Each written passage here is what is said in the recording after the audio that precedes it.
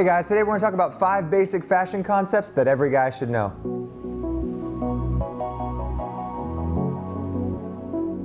Hey guys, welcome back to Gent Lounge. I'm George. If you have not hit that subscribe button yet, hit that right now. We are here every week talking about men's fashion, lifestyle, and everything in between. And today we're talking about 5 basic fashion concepts that are going to help you immensely when you're putting looks together, buying new clothes, or just figuring out your personal style. So before we get started, I just want to say that I could spend about an hour on each of these topics. This is just going to be an overview and a basic guideline. We will get into separate videos for each of these. Comment down below which video you would like to see first, and we will get right on that. Up first on the list, cost per wear. And basically what this means is however much you spend on a garment versus how much you wear it equals how much it costs per wear.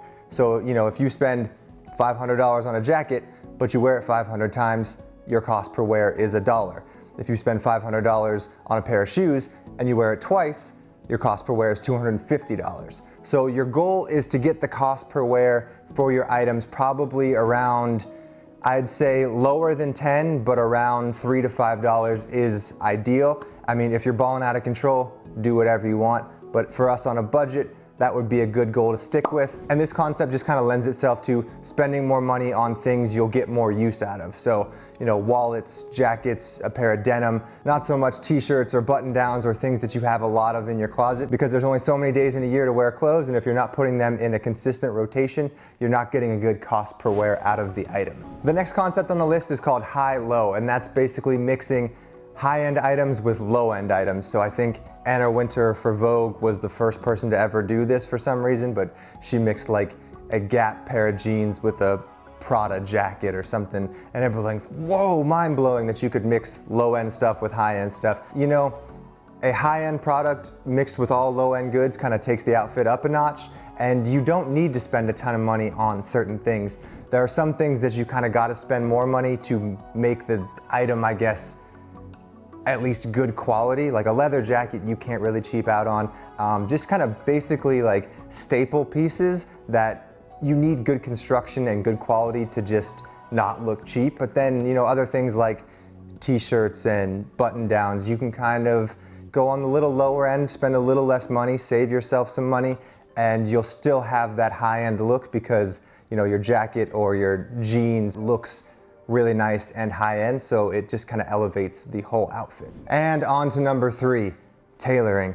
Now, I know we speak about tailoring constantly and how important it is, and it is honestly one of the most important things in fashion. So once you understand tailoring and how to tailor things and what can be tailored, you can take so many outfits, so many different styles to a new level. So I remember back in the day when I first got into fashion, I was spending so much money on jeans and certain brands of clothes that I thought, these are the only brands that fit me well.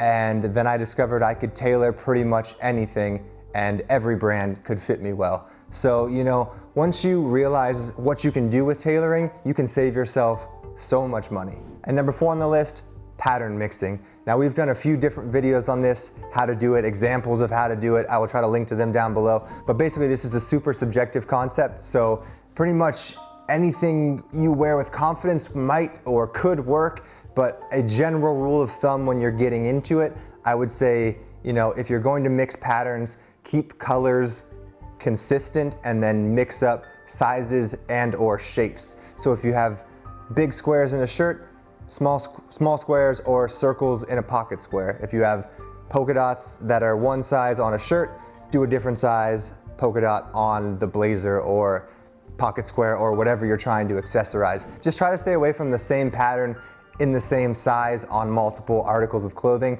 because it will just not look contrasty enough and you won't make a big enough difference between the two to have them stand out, and they'll kind of blend in and get muddy, if that makes any sense. And last but not least, guys, the final concept that every fashionable guy should know is color theory. Now, like I said in the beginning of this video, I could spend about 6 days on color theory and how to mix colors and what colors go together.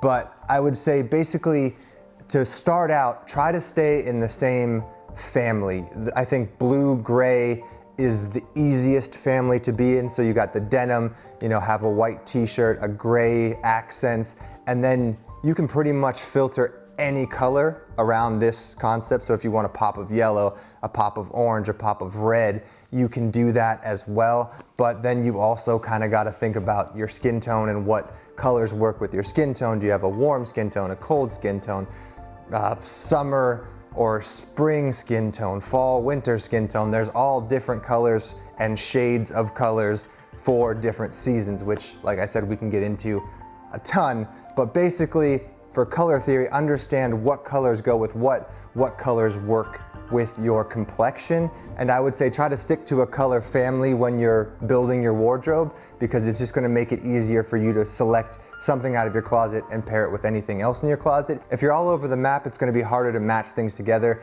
and parts of your wardrobe aren't gonna fit with other parts of your wardrobe. So I keep the majority of my stuff in the same color family so everything will work together, but then I sprinkle in, you know, different colored accents in the littler things. So ties, pocket squares, t-shirts, button downs, hats, anything that's not too expensive but can still add a pop of color while going with my personal wardrobe.